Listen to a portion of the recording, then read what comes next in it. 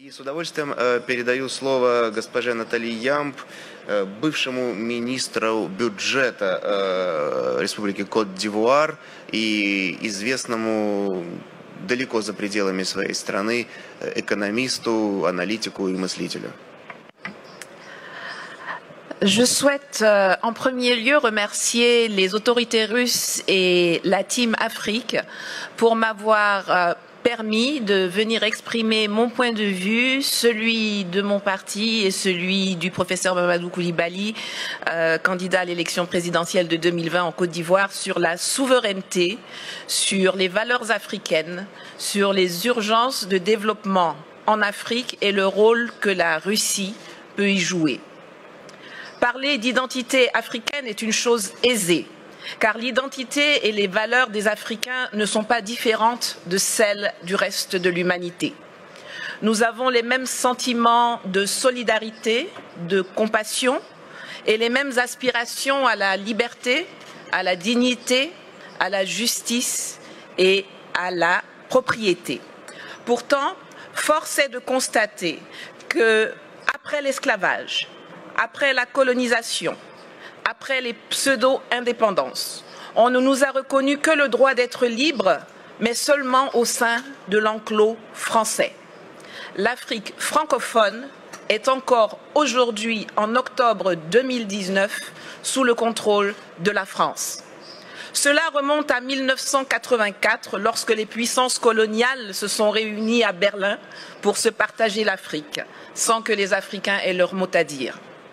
L'Allemagne, l'Espagne, l'Angleterre, le Portugal ont compris depuis lors qu'il fallait sortir du schéma de la conférence de Berlin et redéfinir les contours d'une nouvelle coopération avec les pays africains.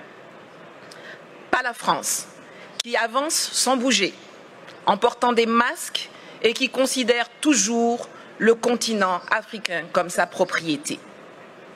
Les peuples d'Afrique, et particulièrement la jeunesse, revendiquent pourtant avec de plus en plus de vigueur leur besoin de démocratie, leur droit à l'autodétermination, le droit de décider avec qui ils veulent commercer, avec quoi ils veulent payer ce commerce, sans qu'on les place sous la tutelle d'une ex-puissance coloniale qui se présente toujours sur la scène mondiale comme notre porte-parole et notre avocat. Nous voulons sortir du franc CFA, que Paris, avec la complicité de ses laquais africains, veut pérenniser sous l'appellation ECO, et qui ne permet aucune industrialisation de l'Afrique francophone.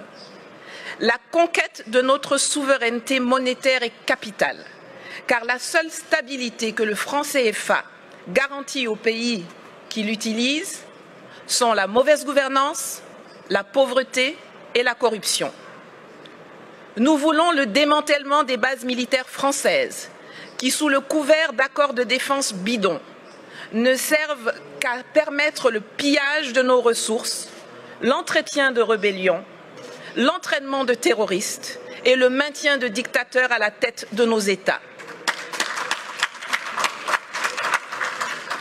Nous refusons que la France continue d'usurper la voix de l'Afrique à l'ONU, qu'elle soit à la base de quasiment toutes les résolutions concernant le continent.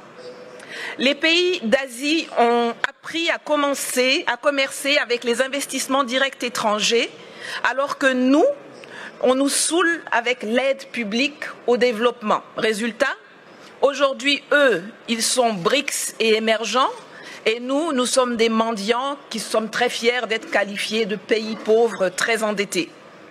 Cela doit changer. Cela va changer et la Russie a un rôle à jouer dans cette évolution. Mais nous ne venons pas en Russie pour y chercher de nouveaux maîtres qu'on substituera aux anciens. Nous y venons pour trouver des partenaires, pour faire du business gagnant-gagnant pour la Russie comme pour les pays africains concernés. L'Afrique regorge de potentialités. Mes prédécesseurs l'ont déjà dit, il y a une population qui grandit, dont 60% à moins de 30 ans, une position géostratégique, d'immenses ressources minières, naturelles, agricoles et surtout humaine. Sur le plan militaire, la présence de la Russie, qui n'y a pas de tradition coloniale, peut permettre de rééquilibrer les choses dans les pays francophones. Et je crois que l'exemple centrafricain dont Madame la ministre de la Défense pourrait mieux nous entretenir est l'un des plus parlants. En Côte d'Ivoire, nous avons par exemple un énorme besoin de formation militaire et de restructuration de l'armée. Sur le plan économique, la promesse de Sochi doit être celle de la rupture avec le huis clos actuel appauvrissant où la France semble avoir verrouillé les domaines de l'eau, de l'électricité, des routes, des ponts, des ports, par des monopoles protégés par les gouvernements respectifs ou par des passations de marché de gré à gré sans appel d'offres, pour que nous puissions enfin nous diriger vers une ouverture de l'économie à tous, notamment aux industries et entreprises russes, dans les secteurs agricoles, miniers, énergétiques, de la transformation industrielle, de l'éducation, de la formation, il y en a plein. Le littoral ivoirien, par exemple, qui alterne les lagunes, les fleuves et la mer, est long de 570 km et regorge d'un potentiel encore inexploité ou sous-exploité dans le transport maritime et lagunaire, dans le désensablement des embouchures de fleuves qui peuvent devenir navigables, dans l'hôtellerie, le tourisme, l'habitat de luxe, le transport lagunaire entre les villes du littoral, compte tenu de l'état désastreux de nos routes. Enfin, sur le plan politique et diplomatique, le monde et la Russie doivent cesser de nous voir à travers les lunettes déformantes du storytelling méprisant, mensonger et négationniste de la France, qui nous assujettit. L'Afrique n'a pas besoin de tuteurs à l'ONU, l'Afrique n'a pas non plus besoin de nouveaux propriétaires, mais la Russie y a sa place comme un partenaire dans une logique de Commonwealth, d'enrichissement partagé, de collaboration vivifiante et innovante entre les secteurs privés respectifs. Le monde bouge, les lignes évoluent. L'année prochaine, 2020, est celle d'élections présidentielles au Togo, au Burkina Faso, au Niger, en Centrafrique, en Guinée et en Côte d'Ivoire, pour ne parler que de l'Afrique francophone. Espérons que celles-ci verront l'arrivée au pouvoir de dirigeants réellement choisis par les peuples, qui privilégieront enfin l'ouverture sur le monde et de nouvelles et innovantes opportunités d'affaires à l'asservissement bête et stupide aux colons d'hier et d'aujourd'hui. Je vous remercie. Спасибо.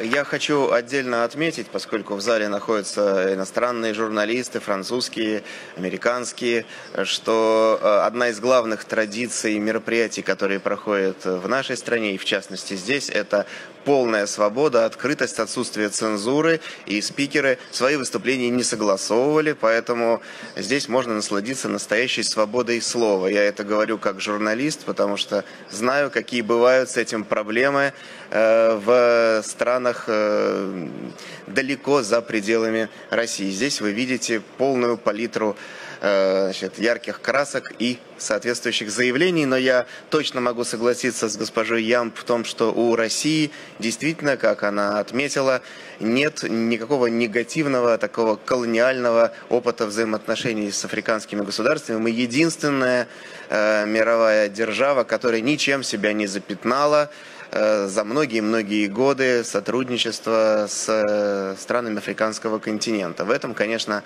наше конкурентное преимущество.